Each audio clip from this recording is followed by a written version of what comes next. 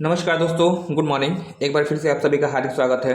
25 अगस्त 2024 का जो एग्ज़ाम का पेपर हुआ है, इस पेपर को लेकर उपस्थित हूँ।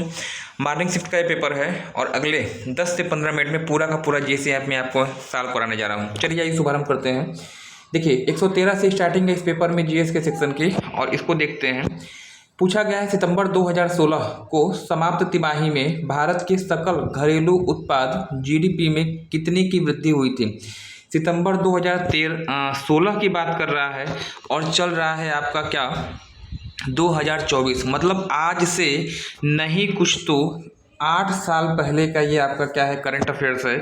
और इसे आप इन करंट अफेयर्स कहेंगे या मॉडर्न मेडिवल हिस्ट्री कहेंगे या फिर एंशिएंट हिस्ट्री करेंगे। मतलब जब ये आपका पूछा गया है ना, उस समय आप में से कई लोग जो हैं हाई स्कूल या इंटर की परीक्षा दे रहे होंगे, है ना। तो सितंबर 2016 में समाप्त तिमाही में जीडीपी की कितने की वृद्धि हुई है आपसे पूछा गया तिमाही में। और यहाँ पे जो उत्तर आपका होगा ऑप्शन हो जाएगा ए, राइट। ऑप्शन ए 8% की वृद्धि आपकी हो जाएगी। 114 की बात करिएगा, सूर्य का प्रकाश पृथ्वी पर लगभग कितने समय में पहुंचता है। तो इस प्रश्न का जो सही उत्तर है ऑप्शन सी होगा। कई बार मैंने आपको बताया है 500 सेकेंड या 8 मिनट 20 सेकेंड आपका उत्तर यहाँ पे होगा, राइट। 114 का सी हो जाएगा। प्रश्न संख्या अगर मैं यहाँ बात करूँ 115 की, भारतीय संविधान सरकार की संसदीय प्रणाली का प्रावधान करता है। यह किस देश से लिया गया है। पार्लियामेंट्री सिस्टम मैंने कई बार आपसे पूछा है। संसदात्मक साधारण प्रणाली कहाँ से ली गई है। तो इस प्रश्न का सही उत्तर होगा option A, United kingdom. MPC का पूरा नाम आपसे पूछा गया है, तो इसका जो सही आपका होगा एमपीसी का पूरा नाम क्या होता है। Option A, money policy committee is the right answer for the question number 116। Next अगला जो प्रश्न आपका पूछा गया है, विनय पिटक, अभिधम पिटक और सुत्त पिटक, ये तीन जो है आपके क्या है बौद्ध धर्म ग्रंथ है। किससे रिलेटेड है पूछा गया है। तो क्या आपको बौद्ध धर्म कहीं दिखाई दे रहा है। बिल्कुल दिखाई दे रहा है। ऑप्शन सी यहाँ पे बताइएगा। बौद्ध धर्म के त्रिग्रंथ माने जाते हैं विनय पिटक, सुत्त पिटक और अभिधम पिटक को। और सुत्त पिटक को आपने क्या कहा है, इंसाइक्लोपीडिया ऑफ बौद्धाज कहा है। जीडीपी डेटा की गणना और जारी करने के लिए कौन सा भारतीय संगठन जिम्मेदार होता है। प्रश्न संख्या 118 की बात करिएगा, और यहाँ पे आपका सीएसओ आपका यहाँ पे होना, एनएसओ कहिएगा ना, एनएसओ राष्ट्रीय सांख्यिकी कार्यालय जीडीपी की डेटा गणना और जारी करने के लिए जिम्मेदार होता है। ऑप्शन बी हो जाएगा 118 के लिए। नेक्स्ट प्रश्न संख्या 119 की बात करिएगा, कौन सा रूसी लेखक मनोवैज्ञानिक उपन्यास क्राइम एंड पनिशमेंट के लेखक हैं। अब यही समस्या आपकी है। देखिए आपको मनोविज्ञान भी यहाँ पे आपको पढ़ना पड़ेगा, और ये सेक्शन बहुत ही डीप होने जा रहा है। फिलहाल पूछा क्या गया है, क्राइम एंड पनिशमेंट के लेखक आपसे पूछे गए हैं। यहाँ पे सी होगा ऑप्शन राइट, फ्योडोर दोस्तोयेव्स्की यहाँ पे आपका राइट आंसर होगा। मनोविज्ञान के क्वेश्चन है। लाओस की राजधानी दक्षिण पूर्वी एशिया का एक देश है, और इसकी राजधानी क्या है। ऑप्शन डी आप बताइएगा, वियंतिने आपका राइट आंसर होगा।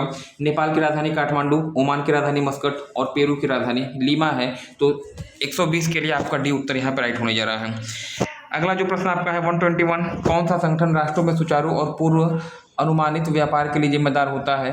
कौन सा संगठन राष्ट्रों में सुचारू और पूर्वानुमान के लिए जिम्मेदार होता है। तो ऑप्शन ए यहाँ पे आप बताइएगा, डब्ल्यूटीओ आपका यहाँ पे उत्तर सही होने जा रहा है। 121 के लिए 122 की अगर बात करिएगा, भारत में मोबाइल फ़ोन पर जीएसटी की दर क्या है।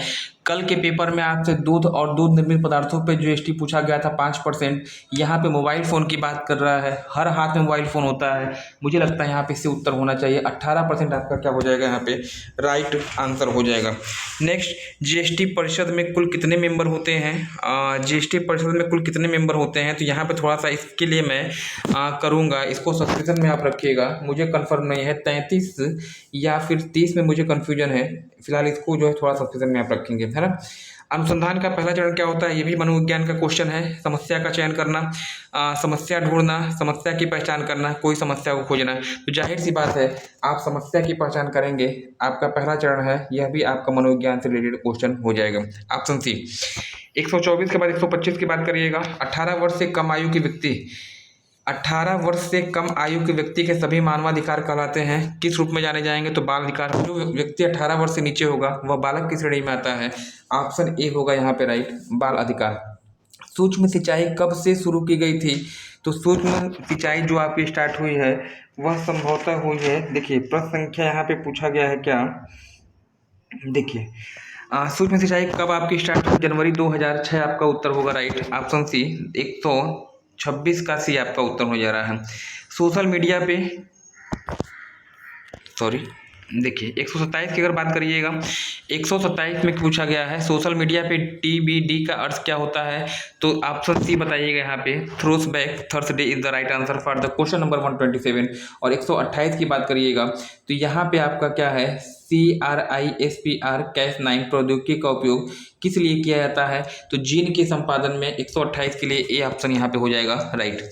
राष्ट्रीय समुद्री दिवस 2024 का विषय या थीम पूछा गया है। लास्ट के डेज में जो पेपर हुए हैं 4 शिफ्ट में, वहाँ पे दिवस पूछे जा रहे थे, यहाँ पे थीम पूछा गया है, मतलब आगे आने वाले लोग सतर्क रहिएगा, थीम आपसे पूछे जाने की संभावना बन रही है ना। तो यहाँ पे क्या है कि भविष्य को नेविगेट करना, ऑप्शन ए है ना। राष्ट्रीय समुद्री दिवस 2024 के थीम क्या है, भविष्य को नेविगेट करना, सुरक्षा पहले, ऑप्शन ए हो जाएगा 129 के लिए। प्रश्न संख्या अगर 30 की बात करिएगा, 130 के लिए देखिए 30 के लिए जो आपका यहाँ पे उत्तर आपका निकल के आ रहा है, पूर्व परीक्षण या पूर्व विचारण सम्मेलन का मुख्य उद्देश्य क्या था, तो इसके लिए जो सही उत्तर आपका होगा ऑप्शन बी हो जाएगा राइट, परीक्षण की तैयारी और निपटान विकल्पों पर चर्चा। ऑप्शन अजीबोगरीब प्रश्न है निश्चित रूप से, यहाँ पे थोड़ा सा माथे पे बल सिकन डालने वाले हैं। 131 की बात करिएगा, देखिए सोशल मीडिया जैसे इलेक्ट्रॉनिक साधनों या तरीकों के उपयोग के माध्यम से डराने, धमकाने, उत्पीड़न करने, बदनाम करने या किसी अन्य प्रकार के मानसिक पतन का कार्य क्या है, किसे कहते हैं, तो ये आपका ये सब जितने भी प्रोग्राम है किस में आ जाएंगे, साइबर धमकी में आ जाएंगे, इसीलिए पुलिस प्रशासन द्वारा साइबर सेल का निर्माण किया गया है, ठीक है ना। इसके बाद जो आपका आ जाएगा 132 की अगर बात करिएगा, भविष्य की वैश्विक अर्थव्यवस्थाओं को आकार देने में आर्टिफिशियल इंटेलिजेंस AI की भूमिका क्या होती है, ऑप्शन बी बताइएगा, यह नवाचार, उत्पादकता और आर्थिक विकास को प्रेरित करता है, 132 के लिए ऑप्शन बी हो जाएगा। 133 की बात करिएगा, भारत में महात्मा गांधी के नेतृत्व में सत्याग्रह का पहला सफल उदाहरण कौन है, पहली बार उन्होंने कहाँ भाग लिया था, चंपारण में, 1917 आपका उत्तर राइट होगा। और इसी आंदोलन में उन्होंने पहली बार भूख हड़ताल का भी प्रयोग किया था। भारत छोड़ो आंदोलन किसके जवाब में शुरू किया गया था, तो ऑप्शन होगा यहाँ पे ए, 1942 में क्रिप्स मिशन भारत आता है। क्रिप्स मिशन की विफलता के बाद भारत में भारत छोड़ो आंदोलन का शुभारंभ माना जाता है और इसे अगस्त क्रांति भी कहा जाता है। 134 के बाद अगर मैं 35 की बात करूंगा, तो भारतीय संविधान का कौन सा अनुच्छेद नए राज्यों के गठन, मौजूदा राज्यों के क्षेत्रों, सीमाओं या नामों में परिवर्तन का प्रावधान करता है, तो यहाँ पे मैंने आपको बताया है, अच्छे से बताया है, ऑप्शन बी यहाँ पे होगा अनुच्छेद 3। अनुच्छेद 3 के अंतर किसी राज्य के नाम में परिवर्तन, सीमा में परिवर्तन होता है, और यदि किसी नए भूभाग को भारत में शामिल करना हो तो वह आपका अनुच्छेद 2 में आपका आएगा, ऑप्शन ए, ठीक है ना।